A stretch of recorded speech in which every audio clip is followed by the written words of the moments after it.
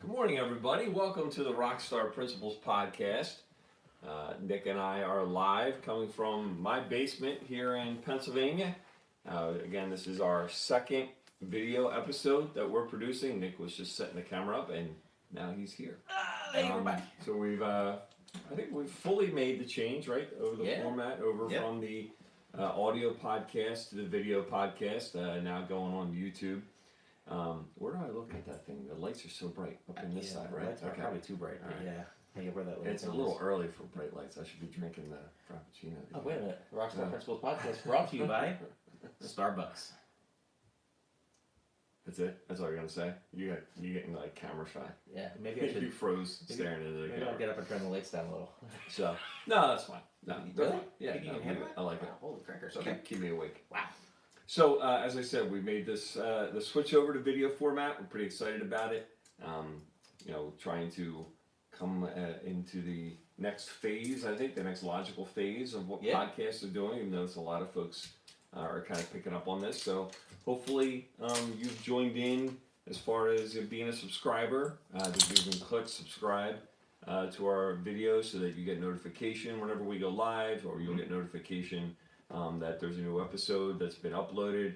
And as we said before, in previous episodes, you can do the same thing with this that you were doing with the audio podcast. You can turn it on and just have the audio on in the background. And the great thing about the YouTube app now is that you can have open other things, and the audio still plays. Right? It does. Here's the thing, though. That feature is a YouTube Premium feature. Okay. So you got to pay extra for that. You got to pay a little extra for that. The bottom line is, most people who were listeners to the podcast told us they either did it while driving in the morning. They had it playing while driving into work or driving home from work. You can still do that. Just don't watch the video. Just have the audio playing. Or B, huh? I wasn't ready for that. It's good. I just made a face. I don't want Starbucks to be mad at me. Here's the downside to this. We can't edit anything. There's nothing you can be edited. We're live. If you want, really. Starbucks, just watch this part. So the other way a lot of people do it is by when they're working out, when they're walking, when they're on the treadmill. Again, you can just plug your headphones into it and play the audio. You can even watch the video, I guess, if you're on a treadmill or something. Yeah. So we're hopeful that folks will make the transition over with us. And we're going to kind of try to continue our format of talking about a couple of different current events that are going on in education in general. Maybe something on a broad national level, and then maybe something that's local that we have going on. And then maybe do a pop culture segment. Right. It's good stuff. Okay. So far, just some input. We've got we had one positive review and one negative review. The positive review was someone who likes the video format better than the podcast format, so it's just their style. They liked it better. Right. And the other person is just so into the podcast app that they miss being able to go in and see us that way. Okay. So there's They'll come over. They'll come over. They'll miss us so much that they won't have any choice but to make It's the only possible. Right. Really? I mean, that's the only way it's going to happen. Right. We're not going back. Yeah. No turning back. No turning back. As I would say to my LMS friends. So, the first article that we're going to talk about, the first topic. Can I mention one more little funny thing? So, Mike, my brother. Better be funny if you're interrupting. It's somewhat funny. Okay. It's not super funny, but it doesn't relate to anything else we're talking about. I'm going to be mad. I'm going to shut this down. So one of Mike's concerns from the first video was he was like, all right, you got to move the camera. Your brother. My brother, yeah. You got to move the camera closer, make sure the microphone. That's why? Is that why the camera's right in our face? Pretty much, yeah. Thanks, Mike. And then he goes, and your microphone on the table's facing the wrong direction. To which I said, we're not using that microphone. Yeah, this is like the Tonight Show microphone on it's TV. Just a prop. That's not really happening here. Nope. Except for it's not really happening here either. So, has there ever been? I mean, come on. Fits in very well. Starbucks. All right, so let's get serious. Oh, and sorry. Also, if you're subscribed to our YouTube channel, a lot of you love our retro commercials we put into the podcast. We have a whole playlist. So each episode, I'm uploading 3 retro commercials, so you can still watch your retro commercials too. Nice. Little pro tip for you. We're talking about retro. What I recently discovered. If you go on YouTube and search something along the lines of TV show premieres from 1982. Oh my God! There's like people have compiled videos of like the teasers coming this fall on ABC. Oh, it's fantastic because it's the shows you love. And you're like, oh my God, that's the year that premiered. But then it's all these shows that didn't get picked up that are awful. Just terrible concepts. Although a lot of the shows that did get picked up are terrible concepts. Remember back then when they used to do the fall, an actual hour-long teaser Show of, about it's similar to that, but it's just I All think the that shows. used to have like a host and somebody would talk about each show and they might interview. It's just the teasers of each show, and people are putting them back to back to back to back. It's and awesome. you just Julie and I sit and watch it, and it's like 30 minutes of just pure joy because you go from, oh my god, that show, I remember I watched it was only on for a couple episodes, and then you watch them and you're like, oh my god, what is that? It's like they actually thought about putting that on TV. No wonder that didn't make it. So check that out on YouTube because especially if you're, our Gen Xers, there's some cool stuff from back in the late 70s, early 80s that you might want to see. Nice. So, all right, let's get serious. So this week, I picked the article, something that I saw. It's actually something from Ed Week, and something that got my gander up when I read the title. The title of the article Grinded your gears. Grinding my gears, as Family Guy. So the title of the article, it's an opinion piece, so right away, it's called No, Teachers Shouldn't Put Students in the Driver's Seat. And I'm not going to say the name of the author because I don't want to. We should. No, I'm not going to. I'm not giving him publicity. Huh. I don't want to give him the publicity. I'm kind of taking the tact of, don't mention the person's name that's annoying you because all it does is make them happy. We're just going to talk about him on live YouTube. Yeah, we're just going to talk about him. That way I won't feel bad. I love it. So the gist of the article is talking about the push now to kind of promote the idea of students driving instruction and having kids be involved in making decisions as to what's taking place in their learning, getting input from kids, teacher the kind of guide by the side, as you say all the time, the guide by the side model of teaching, rather than the teacher constantly being the source of information that's spewing it out to the kids. And so the author takes issue with that. He's been in education for 29 years. Is basically saying that, he's been the front and center and things have worked very, very well for him. And that, the people, the experts, the administrators and the experts that want teachers to do this are getting too involved and are actually taking away the learning, they're depriving the learning, and the teachers can, and in a sense, the one point I do agree with, and coincidentally it's something that Todd Whitaker, if we go way back to the Todd Whitaker days that we used to talk about, is one of the things he says is that, he talks about a poor lecture. What's the key word in the term a teacher who teaches a poor lecture? And it says too often people say the word lecture. Right. It's not. Nope. The key word there is the word poor, because I agree, any means of instruction, if it's done poorly, is going to be ineffective. No surprise. And that there's good lecturers. There's teachers that, can keep kids right in the palm of their hand with their storytelling version of lecture, and the kids don't even realize they're learning.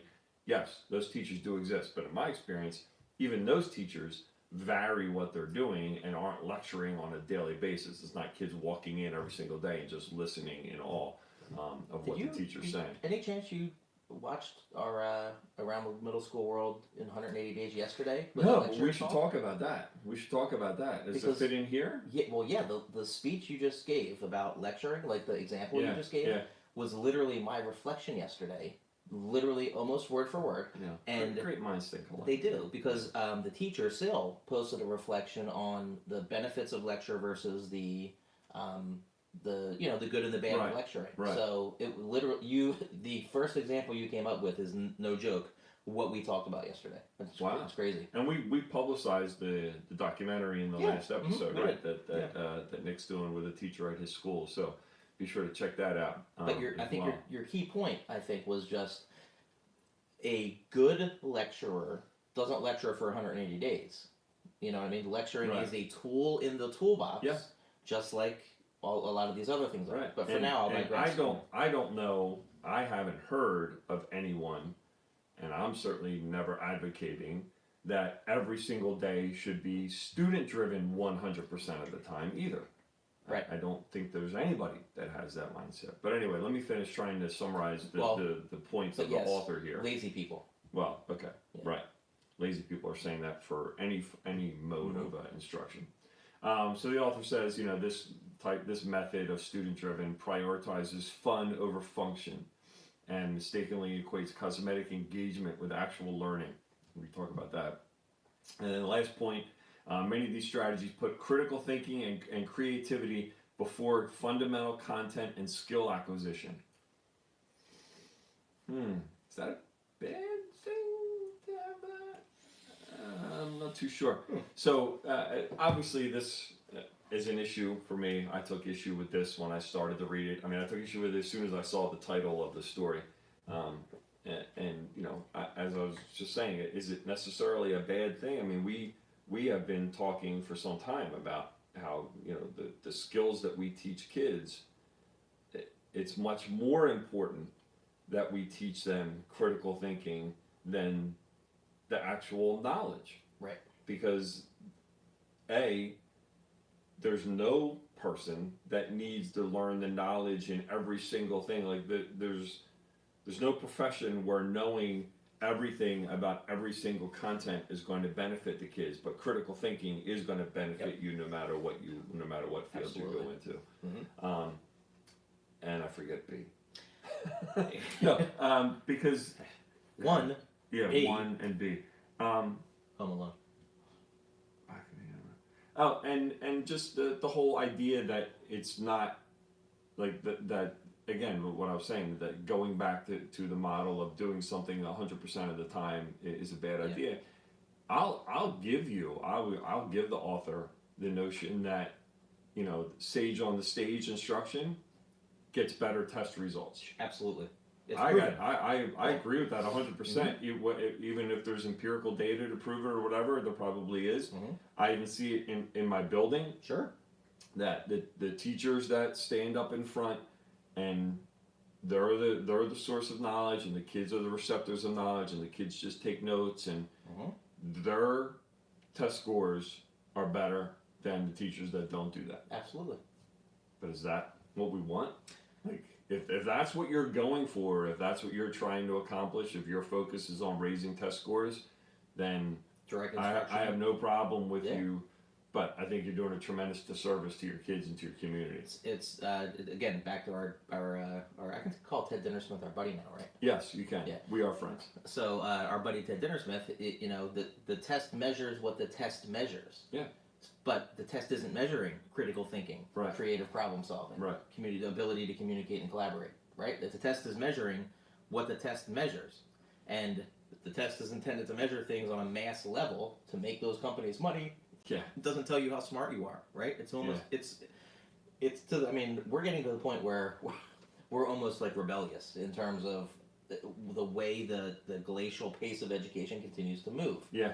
So, but again, if you're in a place where you're funding and the community, you have to raise test scores. You know what I mean? Then right. by all means, use the empirically proven teaching strategies that will get you that. Now, and then get out of those communities. And then get out as fast as you can. But I guess the point I want to make on that is, even if you are locked into that mode, right, where you're forced into a direct instruction, lecture-based, not forget lecture, a direct instruction, right? You know you're going to get results with direct instruction towards a test-driven format, right? So these very specific task-driven, on-demand writing prompts, regurgitating, knowing how to answer with the question stems and all that stuff. But you can still question deeply. You know what I mean? Like you can, within that style, within that very tight style of teaching, you can still ask very intelligent and deep and promote critical thinking, but you're going to still do that at the expense of perhaps getting one more question right. Right. So is there a balance in those places? Yeah. Maybe. Yeah. Maybe there is. And I'm probably not being fair in that there are points where the author is saying that finding a balance.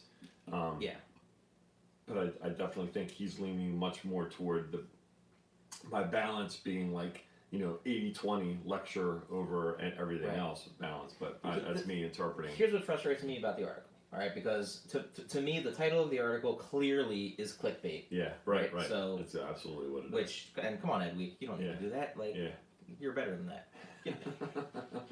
At least you used to be. Yeah. I don't know. But what annoys me is rather than including in his article, right? Hey guys, here are the empirically based research studies, which are there's a lot of them that support my point, right? Doesn't reference any of those. He just kind of bashes this student agency thing, right? Right.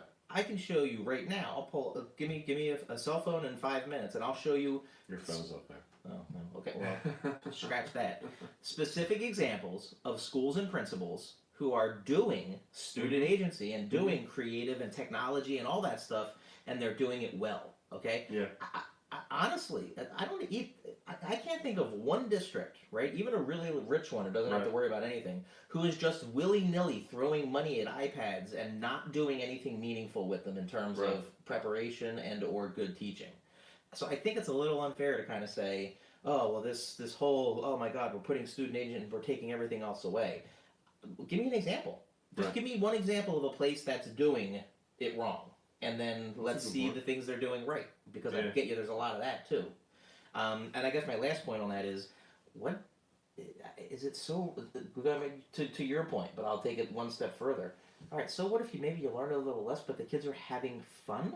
Right. All right, Right, exactly. God forbid. Now, and let me use our new superintendent's point, which is a great, I love the piece she has on compliance versus engagement, okay, because that's relevant.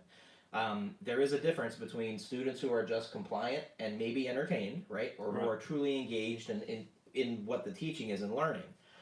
But you have to entertain them a little bit first. You have to be having fun in order for them to want to learn at all. Right.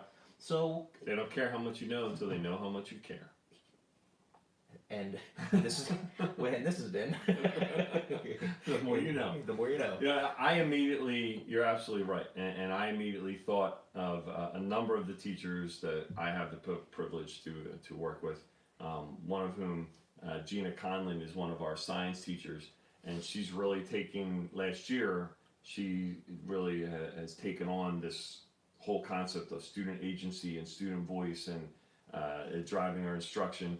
She actually just tweeted something yesterday, and I retweeted it. Her Twitter handle, by the way, is at Mrs. Conlon, Conlen. What happens when you take away the old step-by-step lab directions? She's a science teacher. Students work together and figure it out. Instead of them asking me questions every 2 seconds, I join their conversations. So in other words, in her lab models, she's telling them, here's what we're trying to get. This is the objective. This is the goal. Here's your materials. Why don't you come up with a way that you can use these materials in order to reach this? Rather than giving them the step-by-step directions and them coming and saying to you, what does this mean? What does this mean? They're actually coming up with the meaning themselves. And you're able to oversee that and help guide them and say, maybe you might want to take that in a little bit of a different direction. And you also might have kids that go, and you're watching, go, oh my God, I didn't even think about that. Yep. Look how this kid did it. Look at the direction they went in. And of course, the go-to, again, in the article by that we're talking about, the thing that he goes back to is, most kids, if given the choice, won't do the work. It's just along the lines of, you know what I mean? Like, and don't forget that, if you let kids decide that they won't do the work, they wouldn't do it. What kind of view is that of your kids? Like, maybe that's because you suck? That's why, I don't know. That would kill me. Yeah. If I was a teacher, if I was teaching and I thought the moment I'm not guiding them, their choice is going to be to tap out and do something else. That maybe there's something wrong, in my opinion, with the culture in that classroom.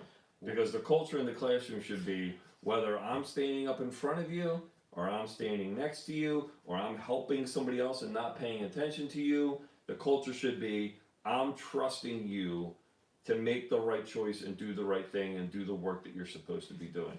Rather than gotcha education where the moment they're not doing it, you're going to be on them. Isn't that the fundamental, like when you decided you wanted to become a teacher, wasn't there a part of you that, if there was a part of you that said, oh man, kids are lazy, I need to go in there and take care of it. Yeah. What? Like, you Yeah. didn't go into teaching then. And if you went into teaching for the right reasons and you come to think that or believe that at some Right. point, it's time to leave maybe. I mean, many students, especially those those most at risk of academic failure, are simply not sufficiently motivated or self-aware to advocate for their own educational needs. That statement alone, I can't believe someone wrote that statement and publicized it in a major educational journal. Yeah, like if you're identifying a population, which is what he's doing there, Yeah. right? Yep. To me, at least, my goal for those kids is no different than the goals for the kids who are self-motivated. Here's an idea. If they really and truly aren't, how about you get them motivated? How about you find a way to reach them and to get them motivated? And you're how can you reach them? Well, maybe a little student agency You would in your think. classroom Yeah. will reach them and get them to be a little bit more motivated. So for the students who we know aren't self-aware and aren't motivated, we're going to motivate them with traditional With teaching drill and methods, kill, with yeah. more of what what demotivated them in the first right. place. What has put them in the position they're in to begin with? What? Yeah. I I don't struggle know. with this. I don't know. But and as soon as I saw again, as you said, the clickbait, the Right. headline, I immediately thought that there's going to be some in our profession that say, yes, this is exactly right. The voice of reason. And that's the most disturbing part of it to me, is that this is going to reinforce the mindset of some folks that are not willing to examine their. Let's just talk about that. They think about what you do. If you're not willing to re-examine what you do, no matter what your profession, I say to people all the time, would you go to a doctor that was still practicing medicine, a doctor that's been a doctor for 25 years, that's still practicing medicine the same way he or she did when they became a doctor 25 years ago? Would you go to that doctor? No. Nope. Do you want a teacher that's doing things the same way they did it 25 years ago? I sure as heck don't. It's insane. Yeah. And So- quick devolution to the term clickbait. Mm-hmm. We had a principal moment the other day. So we've mentioned on the last podcast, we both have no assistant principals. So each of our buildings now has 3 total administrators. And a student came into the building and had a sweatshirt on, and the sweatshirt said clickbait. So our more experienced assistant principal during our morning meeting came up and was like, "Oh guys, okay, so I saw this sweatshirt. It said clickbait." He's like, "Appropriate or not appropriate?" He's like, "I don't think I'm hip enough to know whether or not that's like a sexual connotation or what." So we had a legit discussion about it, like a legit let's talk about this. Yeah. So I brought in one of my brand new teachers, young, a 23-year-old teacher, and we were like, "All right, we need your help. We need some social See, media." and that's where it's funny, similar, because we have our student council elections going on. Okay. And right. there was a poster hanging up for a kid for student council election. And I looked at it and I'm like, what? I have no idea what that is. So I took a picture of it and I sent it to my kids, my own children. Your own children, right? I said, should I take this down? Is this inappropriate? And my kid's like, no, that's all right. I might have to get on the. I might have to have Cam get on that. get on the text thread for that. Yeah. So anyway, but the teacher was like, no, clickbait. That just means you're so good looking or you're so cool. They want to they want to get to know you, or click on you or whatever. So we were like, okay, all right. Yeah. I felt so. The student T-shirt game, by the way, has been upped recently. Yeah. It's outstanding. I can't tell you, because we stand outside every morning, kids getting off the bus, greeting the kids.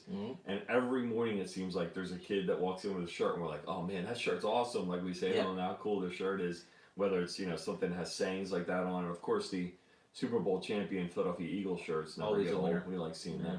But And yeah, the they're retro definitely ones up there. A lot of retro stuff, right? Yeah, I've seen and- kids, Rush, kids wearing Rush t-shirts, huge fan of that. The other funny thing you mentioned before we wrap this segment up with what Gina was doing, and was it Miss or was it MRS or MS? MRS, MRSCONLEN if you want to follow her. But we instituted the same thing for our office staff, and essentially it's ask 3 before me. So instead of being constantly interrupted when we're in the office, which isn't all the time, and where they can just get up and ask us a question that they could have found on the website or by asking somebody else. It's easier to come ask us. Right. So we instituted a 3 before me rule. Interesting. How's that working so far? It's great. Yeah. How's the coffee? Starbucks. No, not your coffee now. I mean the coffee in your No, office. I know. Oh, I okay. know. I know. Okay, no comment. No comment.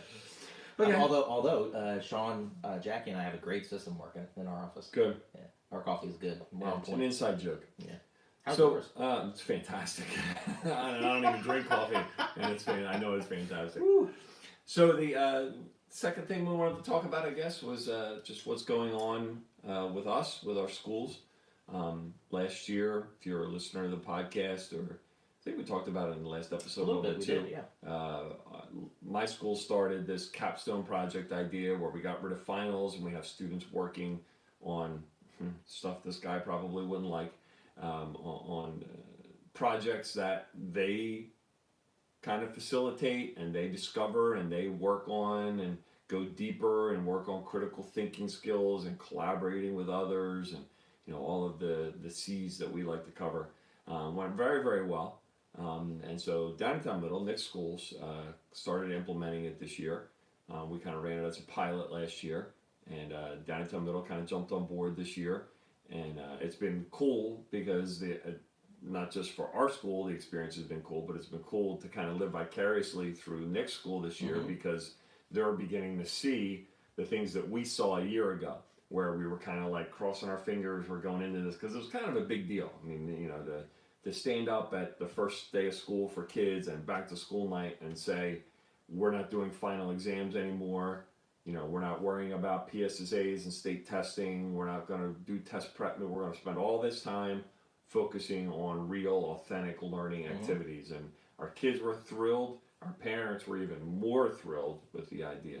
So to kind of see and hear, you guys going through that experience this year has been really, really cool. And the best part about it is the ideas that kids come up with. So essentially what the kids do is they come up with a topic for a project.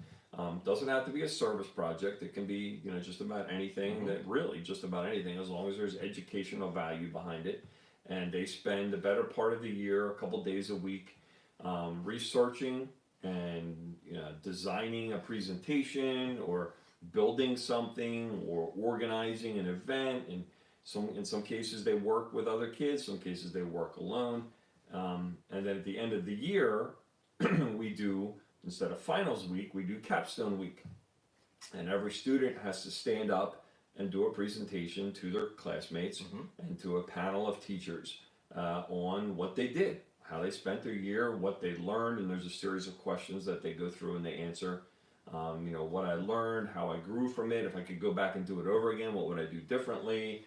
And so, as with anything, there's kids that take that and just blossom and go completely way overboard and create these amazing projects.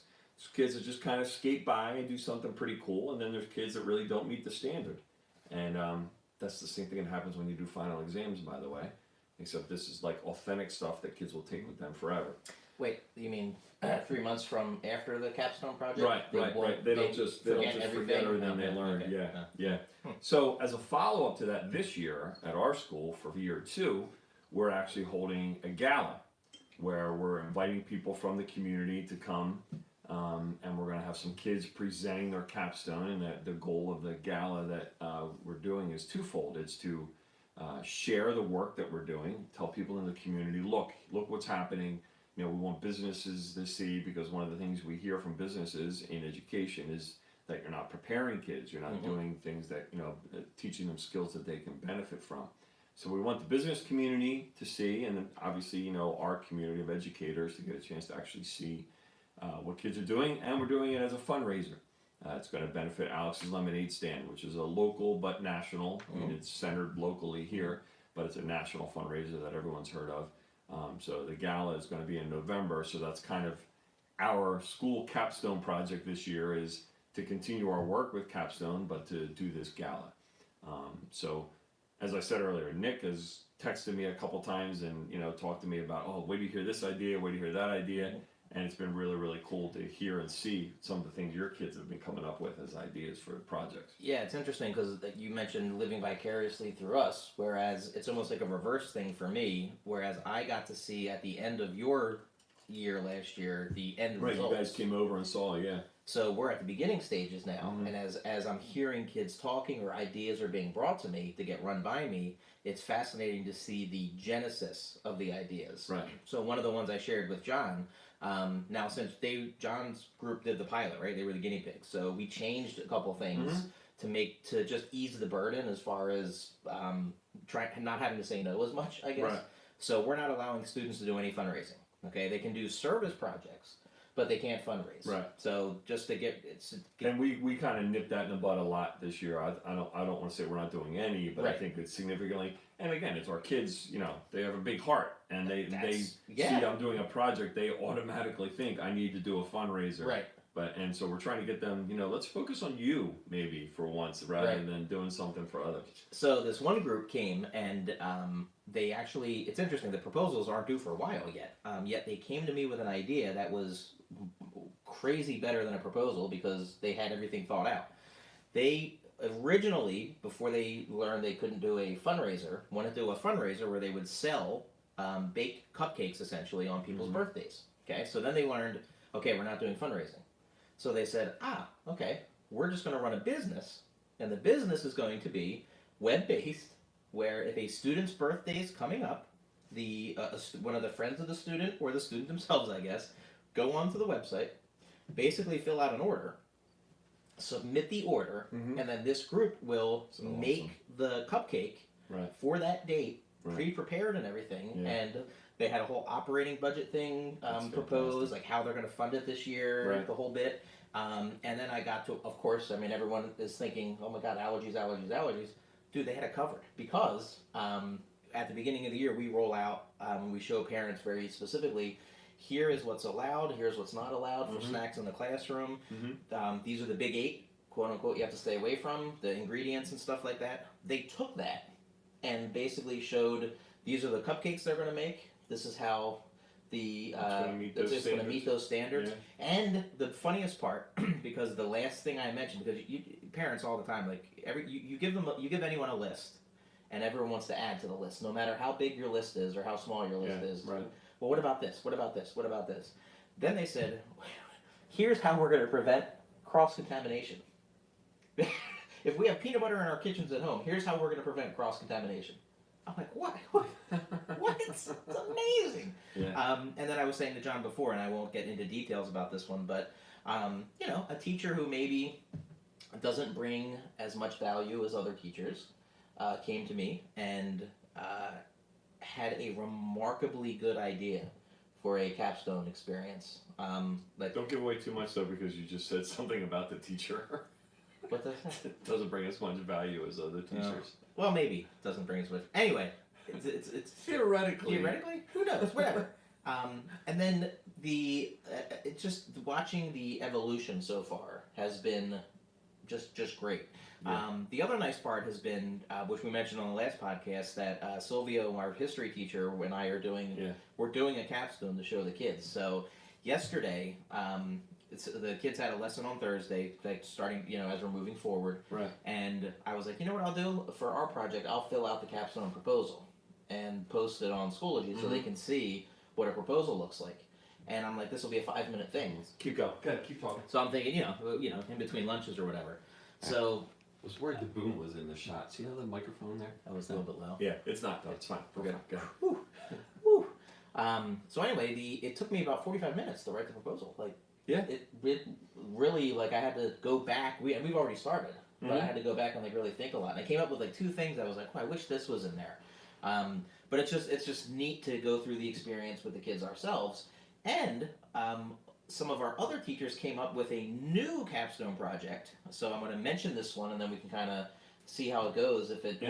Assuming everything works out.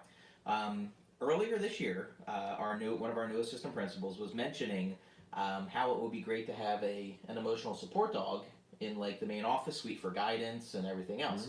I think we talked last year on the podcast a little bit about how our emotional support program has a service dog, a legit service dog that we had trained and now provides legit services for our kids in the building. So they were like, man, wouldn't it be cool to still have that dog? Yeah. Oh, okay. And then they're actually, that dog is so good, they're putting out the stud? What do you do when they mate or whatever? Breeding it. Breeding it. I don't know where I came up with that. I don't know. That dog's a stud? No, I don't know. Whatever. So anyway, so she'll be gone for a while, but when that time comes, She? I guess she's having the babies. Yeah, you would put a female dog out to stud. I think the Starbucks is spiked. I can't say for sure. Anyway, so this was a legit conversation, but kind of like in the realm of are we really going to do this? Right. And then 4 days ago, Tuesday morning, no joke, a dog is sitting at the door of our building. 5 a.m. sitting at the door of our building. Thing is mange all over it. Looked like you got hit by a car by the looks of it. Or attacked by or something else. strong. A little dog, little guy. So we had to call. We brought the police in, filed the report, brought it to the SPCA, and the whole time we were like, "Is this like fate and destiny? Like, this is." Did you name the dog Fate or Destiny? Well, we named it Lance. Oh, okay. Oh, Lancers. Lance. Yeah. So anyway, the dog is at the SPCA. It's currently on hold because it didn't have a chip. Speaking of dogs. Oh, look, Abby heard her dog, and now she wants to be part of the show. Say hi. Abby, look. Hi, everybody. Hi, there's Abby. Abby's here. So we should find out in a day or two whether or not we'll be able to adopt him right away. Oh yeah. Oh, you're the bestest ever. I was a big fan of Nick. Mhm. You know, Oh, she watches the podcast. You the podcast fan. All right. Get the ball. Come on, get the ball. The picture of me holding Abby as a baby still hanging up in her house Aw. with her looking in my face. Oh. So she just just ran head first into the wall. That's a Labrador Retriever for you folks. So you guys are going to adopt. Jackie's going to adopt the dog, Yep. and you guys are going to bring it in and kind of get. You're going to go through like the training to get it to be a service dog. Yeah. We're looking at the same organization that our ED classroom used. So Right. we're gonna find out how that works, and that's going to be their Capstone idea. project. It's an awesome idea. Nice that worked out. So Abby, keep an eye out for that. Maybe we'll even have a guest appearance by Lance in the future. Yeah, Lance could be Since part we of the have show. Abby appearing on the show this time. Oh, Abby. So what else? Is this Abby's first show appearance? Video show appearance for sure. She may have been on the audio podcast Because Thor is a legend. Yeah, Thor's in the Rockstar The Rockstar, Pictures video, in the video, the Snow Day video. On one of our playlists. If you haven't seen our Snow Day video, Oh my God, where were you? Were you hiding under a rock? You haven't seen our Snow Day video? I mean, that thing's got like 50,000 views, doesn't it? that's like 90. Is it really? Yeah. Oh wow, check it out. So It's yeah, fantastic. what else we got? Anything else we wanted to talk about? Pop culture stuff. I remember another Ozark, one. Ozark season 2 just Yep. started. Nick's, you already through the whole season? Yeah, I binged it. Yeah, I'm only on like episode 4 or so, but huge fans of Ozark. I watched it first. He did. Just want to say. He's the I saw the previews for it the day it dropped last summer on Netflix. I binged like 5 episodes that first day. I'm a huge Jason Bateman fan. Oh my God. I like him a lot. He's excellent. So yeah, very very happy that show was brought back for a second season, and so far so good with season 2 as far as I'm concerned. It's been great. If you hadn't, I know you didn't, but I know some people because what I like to do is after. When you're binging, you know how you kind of like fade in and out a little bit sometimes? Like you're like, whoa, what just happened? Like, did I nod off? Yeah. So I'll read the episode reviews on either Den of Geek or like Vulture, IMDb sometimes, just to kind of like make sure I don't miss anything. And a lot of people complained about season 1 saying it was too derivative of Breaking Bad. I didn't agree with that really. Really? No, that's what people would say. Yeah. If you had that complaint, you won't in season 2. It ramps up and definitely goes much deeper into character examinations, Right. and it's not that they do expand the world, but what's more impressive is they go much deeper into all the characters you met in season 1, even though the story is now evolving into the story of season 2. As you get into the later episodes, I would say for those people like to talk Breaking Bad. One episode in particular does a full character study of one of the main characters in the show, and it's brilliant. I mean, like I will go to my grave saying that the final episode of season 1 is the single greatest season finale of any. That season finale from season 1 was the best episode of the best season finale of any show. It was just phenomenal. so many different layers and the way it ended, and I mean, I already loved the show, and then when that came out, I was like, oh my god, I'm completely in love with the show. So if you haven't started watching Ozark, you're missing out. Yeah, the final thing I'll say about that is one of the most shocking parts of the season finale that you're talking about. They call it back in the season finale of season 2. Nice. But they do it in a super intelligent way that completely flips the script. Like, watch it, Julie and I. We're gonna binge the rest of the season this weekend. When you see it, it's crazy. Another show that just finished. So Hulu doesn't put out their shows all at once. They usually they'll release 2 or 3 episodes initially, and then we'll do 1 a week until the finale. So Castle Rock, which was the Stephen King adaptation show. So Stephen King was an executive producer. He signed off on it. But basically, it was 2 fanboys, very. I mean, they already have a lot of great shows on their own now, but they love Stephen King. Total Stephen King fanboys. Created a 10-episode show centered in the town of Castle Rock, where many of Stephen King's stories have taken place, and they took a lot of the mythology from different Stephen King books and put it into a brand new story with brand new characters, with Stephen King characters from all those old books popping in and out. First 3 episodes, very slow, very character-driven, just like a Stephen King book will normally start out, with the exception of some of the notables that have big openings. But by episode 4, it takes off. And then you're like, you see the connections from the first 3 episodes, and you're off to the races. So by episode 7, I couldn't wait for the following week of what was coming. They do some deep cuts into Stephen King mythology. Oh, nice. Better than any of his movies have done. If you're a Dark Tower fan, and you don't watch this show, you're not a Dark Tower fan. So I'll put that out there. Wow. So whatever you've heard, you better get involved. So they have, and they do lots of funny throwbacks. They do lots of serious ones, and then the actual show itself, the main story of the show, really gets driven throughout the course of those 10 episodes. 2 character pieces to mention real quick. If you're a Sissy Spacek fan, obviously, Stephen King throwback just from her movie roles. She plays the mom of one of the main characters who has Alzheimer's. She gets an entire episode in the middle of the season that's just her. You go into her mind and head, and you see life as she lives it with Alzheimer's. Oh man! She'll probably win an Emmy for that one. Like, that was so good. And Alexander Skarsgård, who plays Pennywise the Clown in It, is the main mystery of the show.